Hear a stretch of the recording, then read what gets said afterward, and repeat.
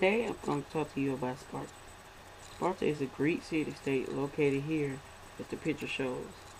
It was created by invading Dorian Greeks. Sparta was tough as nails, maybe even tougher than nails. Sparta has a lot of unusual and interesting facts about them. Like, women in Sparta had a lot more rights than classical means in other Greek city-states.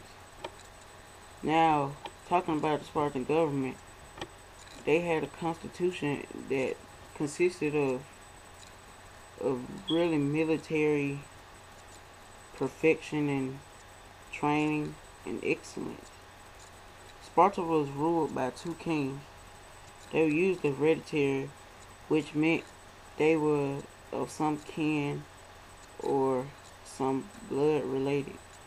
Sparta had a board, 5 efforts, which were elected annually by only citizens, and the citizens were called Spartiates, any way you want to pronounce it, which meant someone before them was born a Spartan.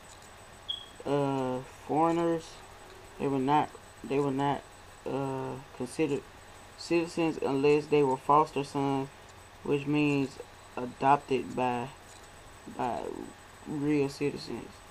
So the board of efforts were like Congress would be today, and they were elected.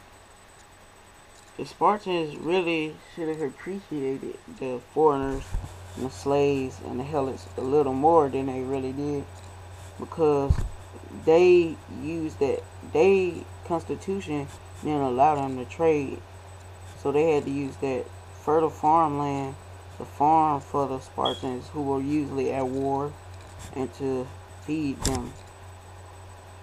Sparta was fierce, rough, and a challenging society. Very challenging. And that constitution kind of made their society challenging. They were all about war. So you wouldn't see that many statues and pretty temples and art in Sparta. You just wouldn't see that like you would see in the other ones. If you would visit back then, it would just be like a huge military camp like you see right here. Since they were so fierce, they wanted their boys to be in tip-top shape from birth. When a boy was born, if it looked like this, it was taken up to a mountain and abandoned by them. If the baby looked like this when it was born, which is kind of weird, it was allowed to live. The mother would take care of them from birth to the age of 7. When they hit the age of 7, they had to move to a full-on terror-filled army school, where they had to walk around with no shoes on, lived in harsh environments, had one tunic, I guess that means one shirt. It was just harsh environment, but they had to learn because Sparta was so war-centered. They were going to have to fight and have to learn how to be tough. They trained hard and non-stop for 13 years until they got to the age of 20. At the age of 20, that's when they became soldiers and began to fight in real battles and saw real warfare. And at the age of 30, they got to become a citizen and got to vote and everything. And like I said before, foreigners and helots and slaves were really not considered citizens unless they were adopted by real citizens that Spartans adopted them. Then they could be considered a citizen. If they weren't adopted, if they were like captured in war, something like that, they were not considered citizens. The men in Sparta remained soldiers till they became old and gray, very old. The usual age was about 60, but sometimes longer, because it depends on their condition. Like, if you're still in good condition, they still want you fighting. In fact, for a number of years, Sparta was so confident in their army, they had no city walls. Now, if that's not trusting your army, I don't know what is. By 600 BC, Sparta was the strongest Greek city-state. In the Persian wars against Persia, Sparta fought against Athens, their arch rival, who they fought really most of their existence. Athens by 500 BC, Sparta by 500 BC had formed a strong confederacy of allies called the Peloponnesian League, which they dominated. They were like the rulers of the Peloponnesian League that they had put together. But around 464 BC, I guess you could say Sparta had its own dark ages and weren't as big and bad as they used to be, and people weren't as scared as them. First of all, they were weakened by an earthquake.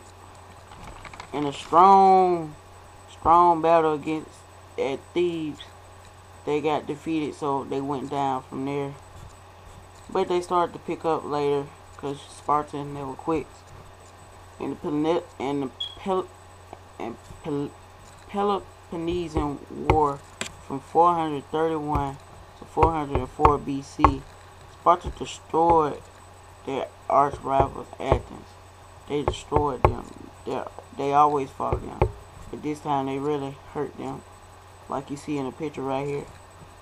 Soon after that war was over, the Spartans found themselves involved in a war with the Persians again in the Persian Wars. In 386 BC, Sparta agreed to a treaty with King Xerxes II of Persia, and in return, they got Persia to stop helping Athens, who they were fighting again. Sparta and Athens, man, they were arch rivals. As I said before, I guess they didn't get along. Sparta and Athens, I don't understand why they didn't get along, but they really just did not get along very well. Their attitude against each other wasn't very good, and this is what they thought of each other. Athens thought that Sparta were just dumb fighters.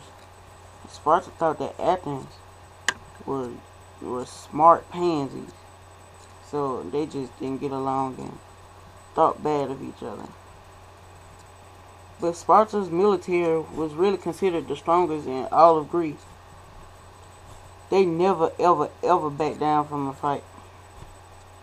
Sparta, with its own constitution, consisted of mostly military training and excellence.